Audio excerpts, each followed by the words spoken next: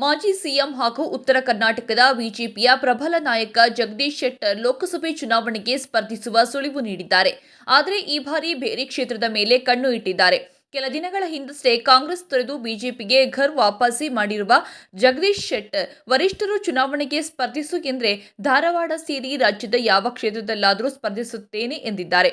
ಹುಬ್ಬಳ್ಳಿಯಲ್ಲಿ ಸುದ್ದಿಗಾರರೊಂದಿಗೆ ಮಾತನಾಡಿದ ಅವರು, ಚುನಾವಣೆ ಸ್ಪರ್ಧೆ ಬಗ್ಗೆ ಪಕ್ಷದ ಹೈಕಮಾಂಡ್ ನಾಯಕರು ತೀರ್ಮಾನ ತೆಗೆದುಕೊಳ್ಳುತ್ತಾರೆ, ನೋಡೋಣ. ಪಕ್ಷದ ನಾಯಕರ ನಿರ್ಧಾರಕ್ಕೆ ನಾನು ಬದ್ಧನಾಗಿದ್ದೇನೆ.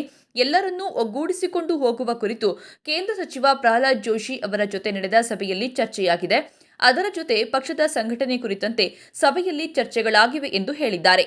ಇದೇ ವೇಳೆ ಮಾಜಿ ಡಿಸಿಎಂ ಕೆಎಸ್ ಈಶ್ವರಪ್ಪ ಹೇಳಿಕೆಯನ್ನ ಖಂಡಿಸಿದ ಜಗದೀಶ್ ಶೆಟ್ಟರ್, ಡಿಕೆ ಸುರೇಶ್ ಅವರನ್ನ ಗುಂಡಿಕ್ಕಿ ಕೊಲ್ಲಬೇಕು ಎಂಬ ಹೇಳಿಕೆ ವಿಚಾರ ಸರಿಯಲ್ಲ. ಯಾರೇ ಆಗಲಿ ಲಕ್ಷ್ಮಣ ರೇಖೆಯನ್ನ ದಾಟಬಾರದು ಎಂದರು.